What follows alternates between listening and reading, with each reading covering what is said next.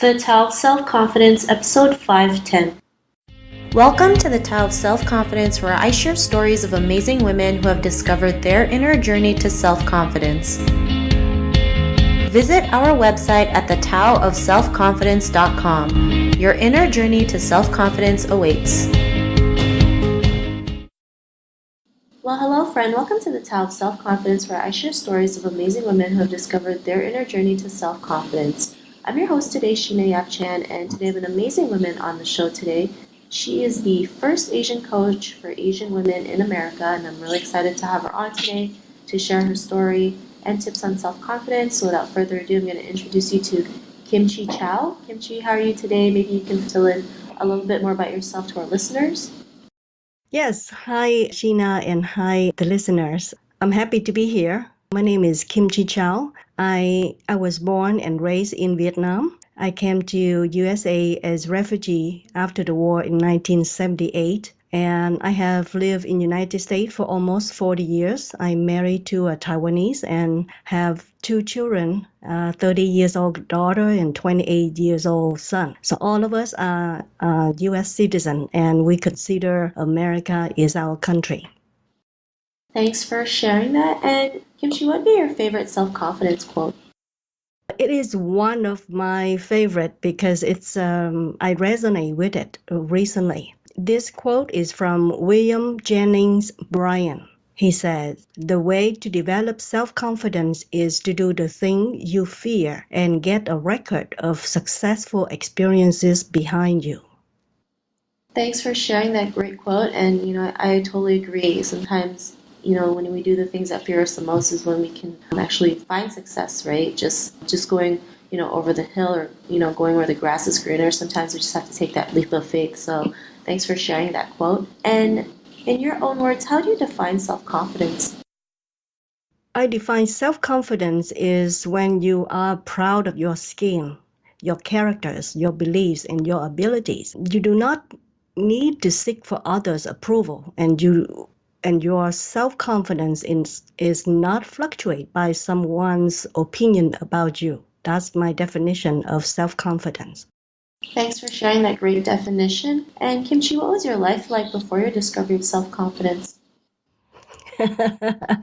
Yeah, so when I graduated with a bachelor degree in the United States, I was able to find engineer position when I was 30 years old. I thought that I had confidence, but I felt that my confidence is depending on other people.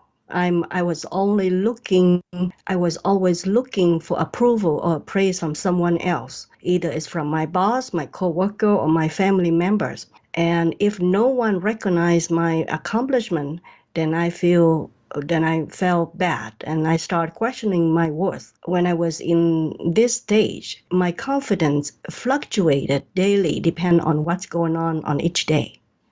Thanks for sharing that. And I think that's something we can all relate to. It's like if we don't get a certain award or certain praises, we feel like we're not good enough. We feel like we're small. We feel like we're worthless. And, that's something we all go through, right? I've been guilty of it, especially living in the world of social media. It's like if you don't get enough likes, you're not worthy enough. And it really does hurt us sometimes, But, sometimes maybe we have to go through them to learn a lesson or something good comes out of it. And was there an aha moment in your life when you realized, you didn't need other people's approval to see your worth, right? You could see it through yourself, What was that moment?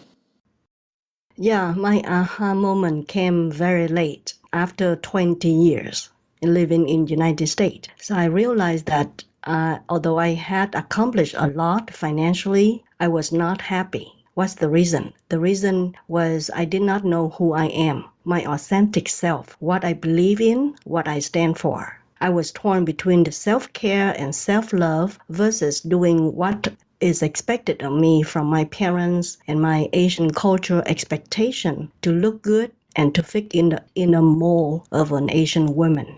So that's my aha moment is, the distinction between self-love, self-care, and do what other people expect of you.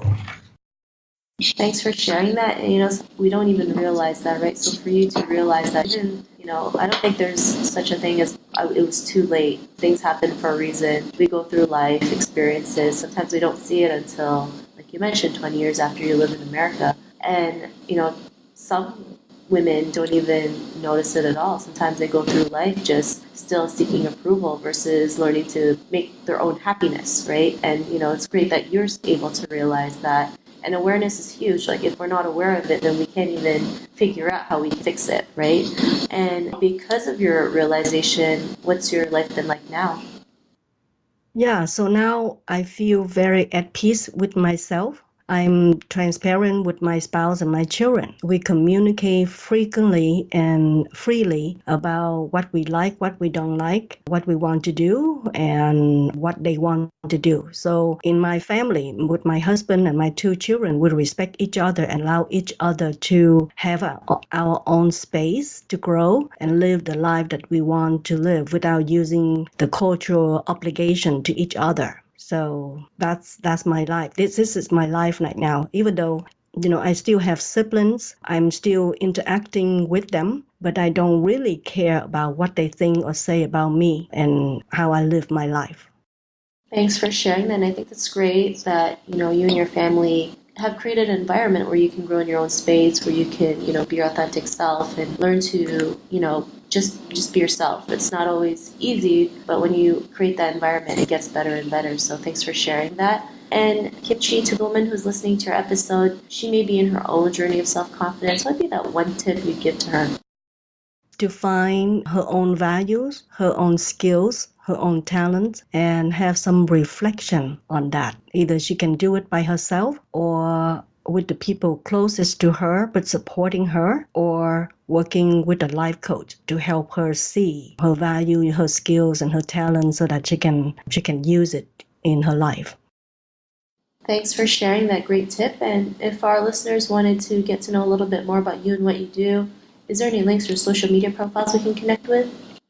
Yes, if they like to contact me, they can go to rippleimpactcoaching.com. And then I have another one. I'm also launching a podcast called AsianWomenOfPower.com. So they can find me on the podcast or on the website.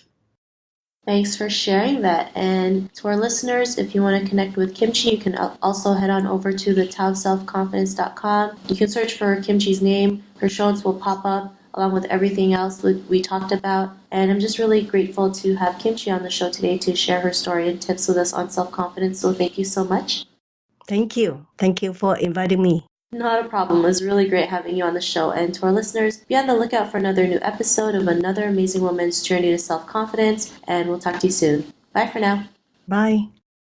Thank you for tuning in to another amazing episode of the Tao of Self-Confidence. Want to learn how you can use podcasting to market your business? Download your free report by visiting our website at thetaoofselfconfidence.com. Your inner journey to self-confidence awaits.